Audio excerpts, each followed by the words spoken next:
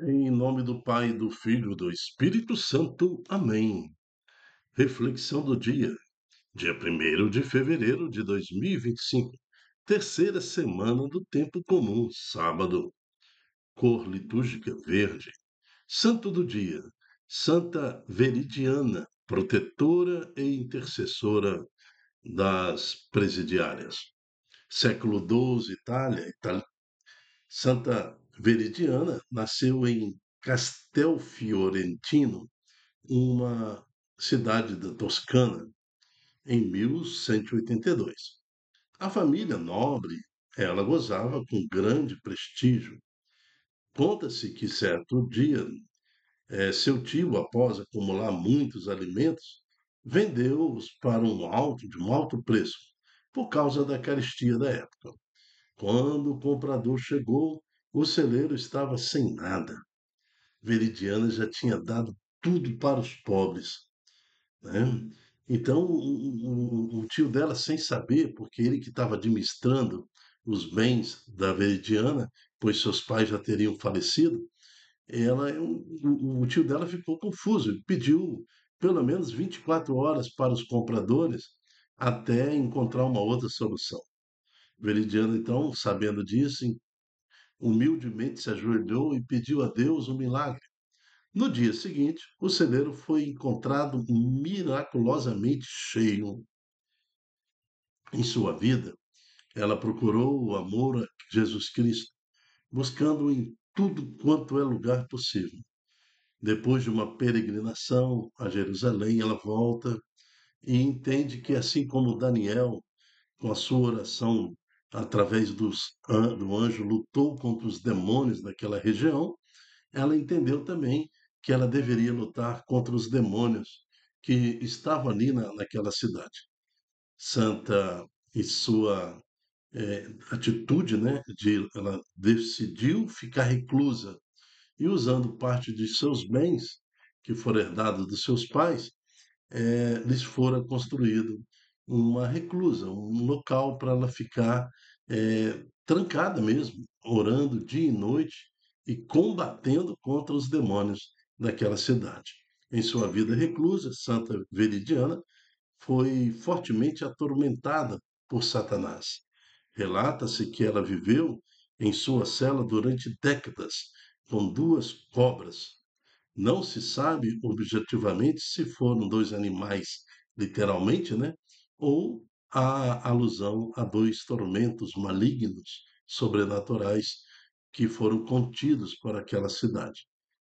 Senhor Jesus, se Santa Veridiana venceu o mal, mesmo convivendo com ele e sendo assolada tantas e tantas vezes, nós te pedimos, Senhor, dai-nos a graça de não desistirmos nos maus momentos, né? Principalmente não desistirmos dos nossos propósitos de abandono, conversão, oração e penitência. Amém. Santa Veridiana, rogai por nós.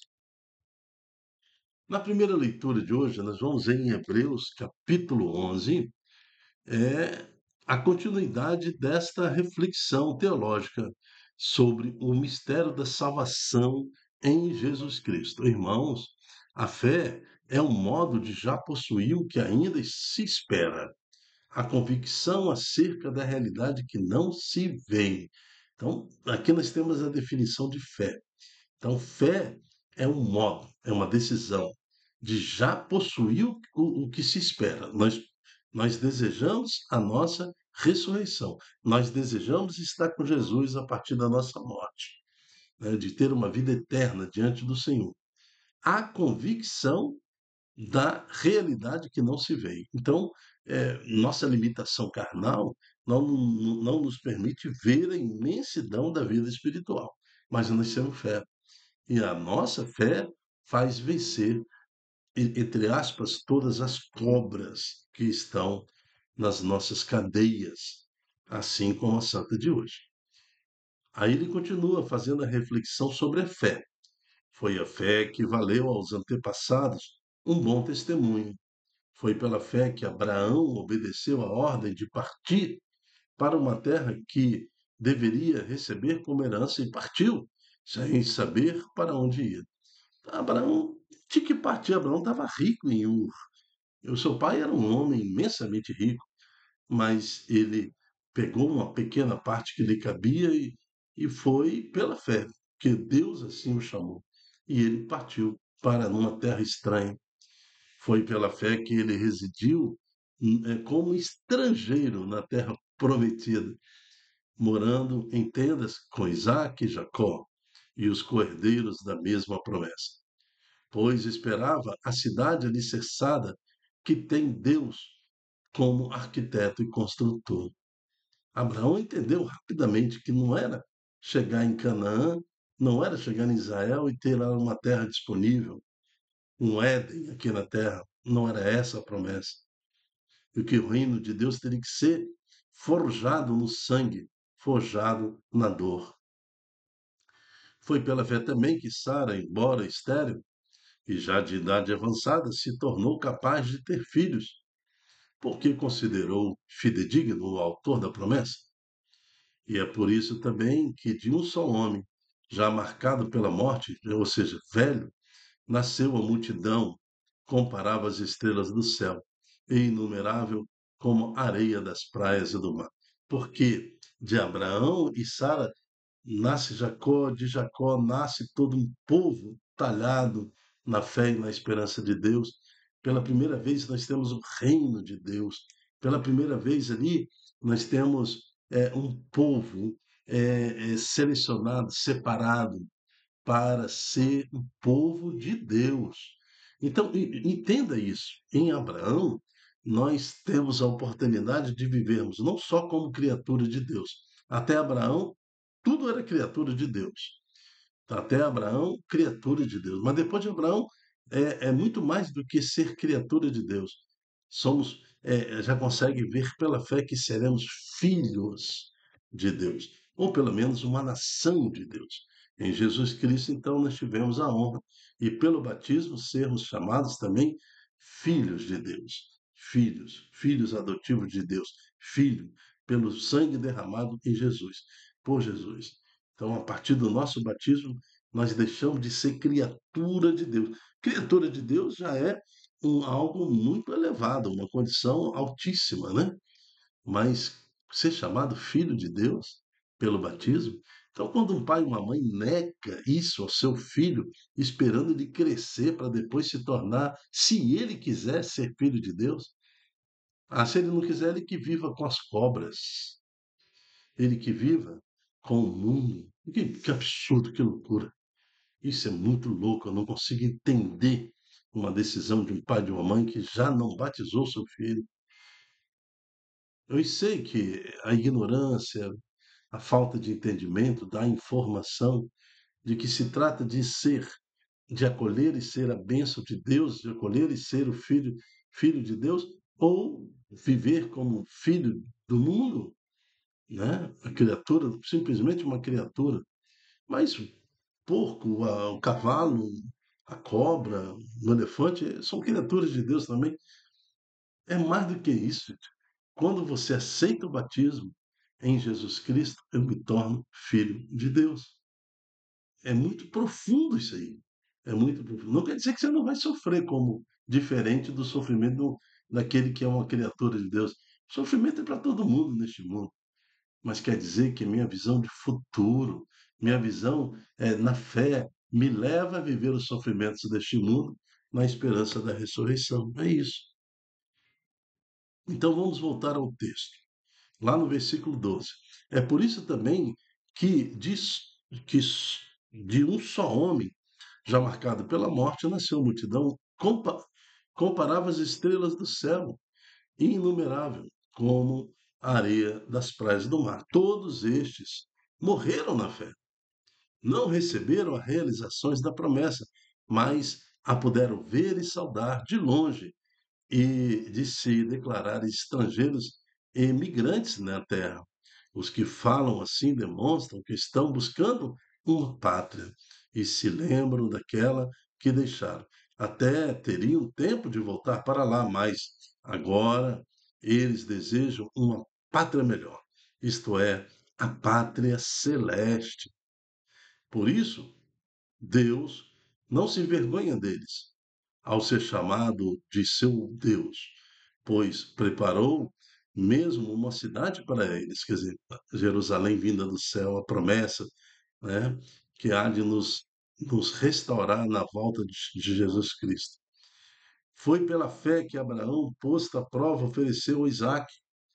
Ele, o depositário da promessa, sacrificava o seu filho único, do qual havia sido dito: é em Isaque que uma descendência levará o teu nome. Ele estava convencido de que Deus tem o poder de até ressuscitar os mortos, e assim recuperou seu filho, o que é também um símbolo. Palavra do Senhor, graças a Deus.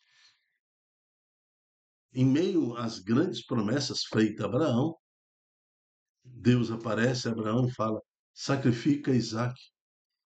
E Abraão obedece a Deus pela fé, pela natureza da fé.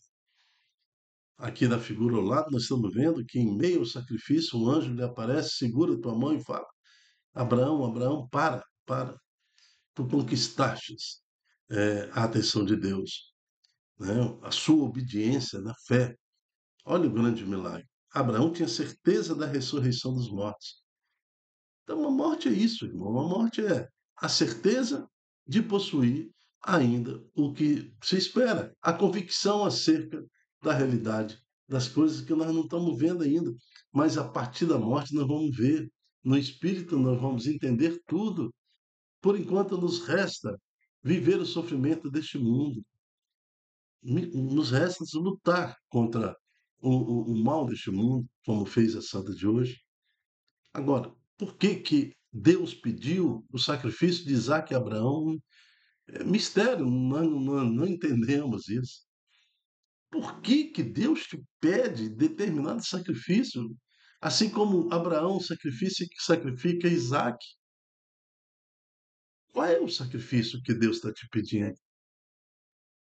Mas mesmo assim, como Abraão, quando o anjo falou assim, Abraão, na pedra estava Isaac, na mão de Abraão tinha uma faca. Sacrifício seria matar o filho numa pedra sagrada. Mas quando o anjo de Deus falou Abraão, ele estava lá com o filho amarrado e com a faca na mão. Fé. Então, às vezes, Deus misteriosamente nos pede o sacrifício. Qual é o Isaac que Deus está te pedindo agora? Qual é a situação da sua vida que você está vivendo de tormento, de aflição? O que Deus está te pedindo em sacrifício? Não sei para quê. Não sei como, o porquê. Nós não podemos responder isso. Mas pela fé, nós já possuímos o que nós esperamos.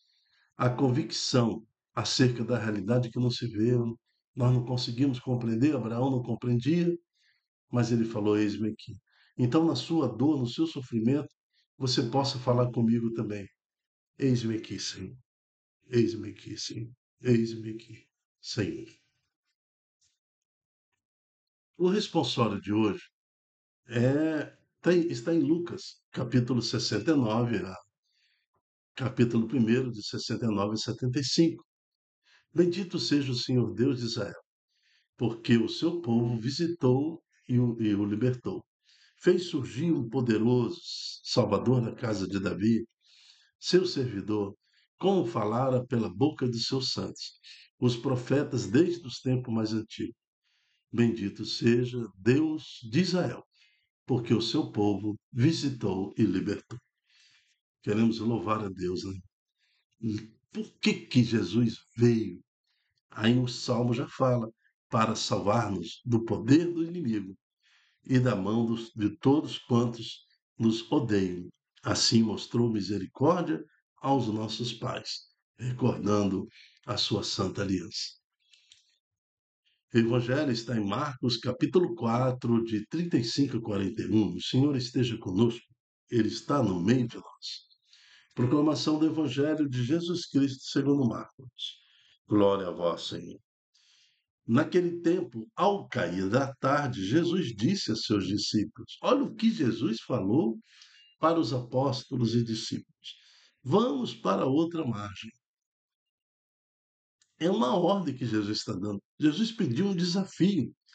Todos ali eles sabiam como que nós vamos pegar uma barca e enfiar pela madrugada dentro do mar. O vento vai ser impetuoso. Eles sabem, são pescadores. Como é que eu vou atravessar contra o vento num lago à noite? Isso vai dar mal. Mas eles pensaram no seu coração. Nós vamos cumprindo a ordem de Deus, é Deus que está no nosso meio. O Senhor está nos pedindo, vamos para outra margem. Eles despediram a multidão e levaram Jesus consigo, assim como estavam na barca. Havia ainda outras pessoas com ele. Começou a soprar uma ventania muito forte e as ondas se lançavam dentro da barca, de modo que a barca já começava a se encher. Jesus estava na parte de trás da barca, dormindo sobre o travesseiro. Os discípulos apavorados, apavorados porque olha o tormento. Veja, quando a gente cumpre a vontade de Deus, é igual a Abraão. Quantos tormentos na vida de Abraão, quando a gente cumpre a vontade de Deus, quantos tormentos Santa Veridiana passou. Que luta, que resignação, lutar contra o demônio em favor de uma cidade, viver anos, né, com duas serpentes em sua cela, como se ela estivesse aprisionando ali o poder de Satanás que estava tentando contra aquela cidade. Quanto tormento na vida de Maria ao gerar Jesus, né, ao ser parte do plano de salvação e saber e conhecer que seu filho seria perseguido, julgado, maltratado, morto na cruz e ela de pé, assim como Abraão, de pé, no momento do sacrifício do seu filho, de pé, arma na mão, filho sobre os galhos, assim como se oferece um cordeiro, mas na fé de Abraão algo tinha naquilo ali. Nós sabemos hoje que aquilo representa o sacrifício de Jesus, na luz profética, o sacrifício de Jesus. Por isso que João Batista falou assim, ó, quando Jesus veio pela primeira vez, ele falou, eis o Cordeiro de Deus, aquele que tira o pecado no mundo. Era uma referência a Abraão que ia sacrificar Isaac. Porque Isaac, já um menino de 8 anos de idade, perguntou, papai, onde que está o sacrifício? Cadê o cordeiro? Abraão respondeu, Deus proverá, meu filho, Deus proverá. Então, se Isaac não foi sacrificado naquela época, veja quantos anos depois, né? Aí nós estamos vendo agora Jesus e João Batista falando: Eis o Cordeiro. É como se estivesse respondendo a Isaac: né? Eis o Cordeiro de Deus, aquele que tira o pecado do mundo. Mas, voltando ao texto aqui do Santo Evangelho. Então, estão na barca, cumprindo a vontade de Deus, começa a soprar uma ventania muito forte, e as ondas se lançam para dentro do barco, de modo que a barca já vai começar a se encher. E Jesus estava onde? Lá atrás, dormindo, sobre o travesseiro. Os discípulos, apavorados, acordaram e disseram: Mestre, mestre, estamos perecendo e tu não te importas? Jesus acordou, se levantou e ordenou ao vento e ao mar: Silêncio, cala-te. De repente o vento cessou e houve uma grande calmaria. Então Jesus perguntou aos discípulos: Por que sois tão medrosos? Olha o que Deus está me perguntando, né? Por que sois tão medrosos? Calma, tudo vai dar certo. Calma, tudo vai dar certo. Abraão, por que o medo? Tudo vai dar certo. Depois nós sabemos que deu certo, né? Jesus viveu essa condição do medo, né? Jesus chorou no Horto da Oliveira, as suas lágrimas se transformaram em sangue. Né? Por que são tão medrosos? Nós também vivemos um medo, né? Um medo muito grande. Não entendemos, queremos culpar Deus por tudo. não compreendemos porque ele me pede Isaque, e no meio do medo, vivo mais o sacrifício do Isaque do que a esperança em Jesus Cristo. Por que são tois tão medrosos? Ainda não tendes fé? O que é fé? Vamos lembrar. Fé é o modo de já possuir o que ainda se espera, convicção acerca da realidade das coisas que não se veem no momento. Ainda não têm fé? Eles sentiram um grande medo e diziam uns aos outros: Quem é este, a quem até o vento e o mar obedecem? Palavra da salvação. Glória a vós, Senhor. Senhor Jesus, dai-nos a convicção da Santa Veridiana para lutar em favor deste mundo. Quantas serpentes eu prenderei na minha cela, na minha vida, para libertar os meus filhos, para libertar os meus netos, para libertar a minha casa da garra de Satanás. Quantas? Quantas você retém aí na sua cela? Mas é no nome de Jesus que nós vamos viver na esperança da fé, na certeza de que o Senhor veio para nos salvar de toda ação dos inimigos. E conte conosco, Senhor, na nossa fé. Queremos estar na tua barca, a igreja, mesmo que ela esteja prestes a naufragar pelas ondas do mar, né? Por todos que tentam destruir a vossa igreja, mas nós estamos ali. Agora, tenha certeza, Senhor Jesus, nós vamos te acordar. Nós vamos te acordar. Nós vamos te acordar, assim como os apóstolos te acordaram no seu sono. Nós vamos te acordar. Acordar pedindo em nossas orações em favor da igreja, em favor da nossa casa, do nosso família, dos nossos filhos. Vamos. Aceitamos todos os sacrifícios, mas nós vamos te acordar. E acalma, Senhor, toda a tempestade na nossa vida. Tu tens esse poder e pela fé nós queremos viver imensamente essa relação com Cristo em nossa vida. Amém. Eu me chamo Dilton Góes. O nosso projeto chama-se Ai de mim, se não evangelizar. Seja você também um evangelizador. Seja você um anunciador da palavra. Nos ajude a anunciar com poder este programa diário, que tem como finalidade estudar as palavras que compõem a liturgia diária. É um ensino, é uma pregação, é um estudo. Isso para que mais corações escolham viver o sacrifício em Jesus Cristo. Escolham viver como Abraão, como Santa Veridiana, né? Como os discípulos, mas sempre na barca, sem se afastar da igreja, mesmo nos tormentos da vida. Amém. Até a próxima, se Deus quiser. Tchau, tchau.